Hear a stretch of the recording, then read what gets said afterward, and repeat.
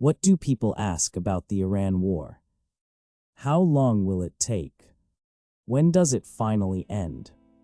But that question is missing something crucial. The war ends, but the ending doesn't end. The gunfire stops, but the costs keep flowing. They keep flowing for many decades. The real question is different. The real question is this: how much will we pay for 50 years after the war ends? Right now, the Iran war costs $1 billion per day. That's what makes headlines. But Harvard research shows something different about Iraq and Afghanistan. The true cost wasn't during the wars. The true cost came after. From 2001 to 2050, veteran medical care alone costs between $2.2 and $2.5 trillion. That's 5 to 10 times more than the war itself. The war is the beginning. The bill is the aftermath. This isn't a question about when to end the war. This is a question about who pays for 50 years after the war ends. Why does this choice feel necessary? You deploy ground forces, you finish Iran completely. The problem ends now, today. Nuclear facilities get completely destroyed. The regime changes. Middle East stability arrives. A guarantee emerges: we will never fight Iran again. This isn't just about security, it's about life itself. If Iran is completely neutralized, the Strait of Hormuz stabilizes, oil prices stabilize. Gas at the pump stops climbing above $4. 20 years, 30 years without Middle East war worries. Young people in their 20s today, their children won't go to Middle East wars either. The endless cycle of return deployments to Vietnam, Iraq, and Afghanistan finally ends. End it now completely, and it stays ended.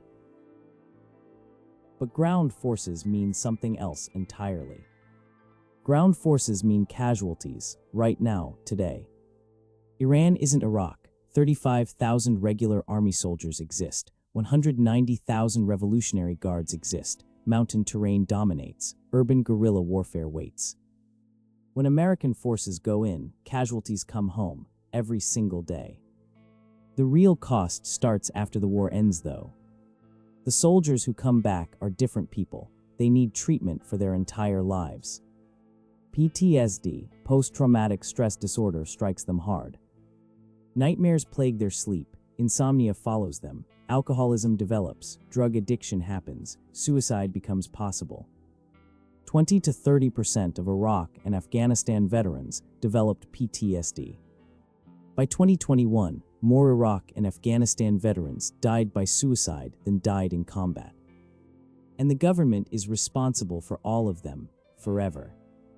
VA medical care never stops. Disability compensation keeps flowing. Mental health therapy continues. Rehabilitation programs run on. Harvard research found this alarming fact. The medical costs for 2001 Iraq and Afghanistan veterans from 2001 to 2050 total between $2.2 and $2.5 trillion. That's 2.4% to 4.9% of the entire federal budget. The war itself cost approximately $2 trillion. Veteran lifetime medical care costs $2.2 to $2.5 trillion. The war after the war is more expensive than the war itself. Where does that money come from? Taxes, your children's taxes, your grandchildren's taxes. The war ends in 2026, but you're still paying in 2076. 50 years of payments continue flowing. Your 20-year-old son today pays taxes on this until he's 70 years old. Your newborn daughter pays from infancy until she's 50 years old. Someone not yet born inherits this debt from day one of their life. 4 generations carry the weight of one generation's war. The war ends, but the bill keeps coming. Why does this choice feel safer? You don't deploy ground forces. You end it through negotiation or limited airstrikes. Casualties get minimized significantly. Right now, immediate impact happens. Air power only, missiles and drones flying, minimal American troops on ground. Few deaths occur, few wounded return home, less PTSD develops overall. It's not just about saving lives, it's about reducing the burden substantially. Fewer veterans in the system means lower medical costs overall. A war costing $1 billion per day ends faster. Thousands of billions get saved. 100,000 troops versus 1 million troops. The medical cost difference is tenfold. And something more important emerges clearly. The generational burden shrinks. If it ends in 2026 instead of 2030, the cost obligation shortens. Medical expenses get paid for 20 years instead of 50. Someone in their 20s today only pays taxes on this through their 40s. Their children don't pay at all. Vietnam teaches this lesson well. War ended 1973, 50 years of veteran medical costs until 2023. Early termination protects future generations completely. Your grandchild gets born without inheriting your war's debt. That's real protection. But early termination doesn't solve the Iran problem.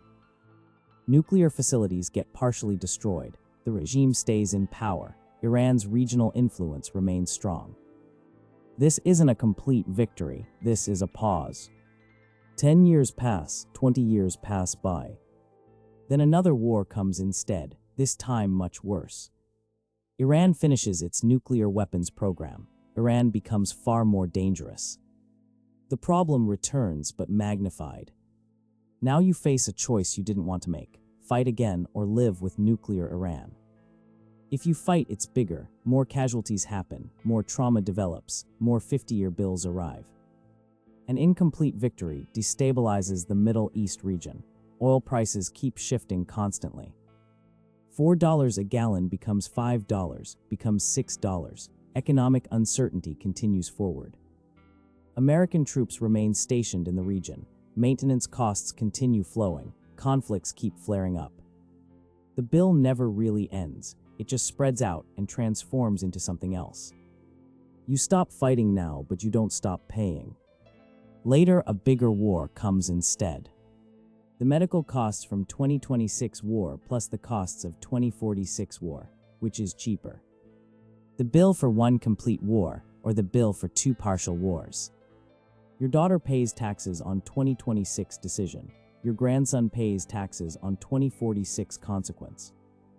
2 generations instead of 1. Here's where the structure reveals itself clearly. Door A equals complete military victory now, but 50 years of medical bills, and finally Middle East peace. Door B equals fewer casualties now, fewer medical bills, protecting future generations, the Iran problem unsolved and possibly a future war coming. This isn't about winning or losing. This is about when you pay and how long you pay. Do you pay heavily now and for 50 years after? Or do you pay lightly now and heavily again later? Both paths hurt people deeply. Both have hidden costs that nobody discusses before the decision gets made. The real cost of war isn't bullets or missiles. The real cost is the people who come back. PTSD that causes 40 years of nightmares, disability compensation for 50 years running, lives that end in suicide. That cost is measured in human damage, then converted into tax dollars, then distributed across decades. Vietnam ended in 1973, still paying in 2023, 50 years later.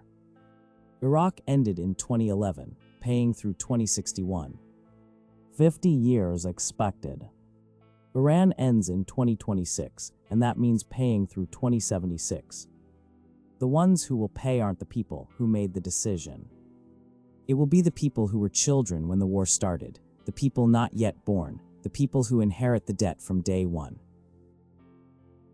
So the question is this one. Do you fight completely now and your family pays for 50 years? Or do you fight partially now and your family fights again later? Your child pays taxes on one war for 50 years. Your grandchild either pays taxes on that same war or goes to fight a second war that's bigger. There is no third option available. There's only when does your family pay and how long. Because the war ends eventually. But the bill keeps coming forward.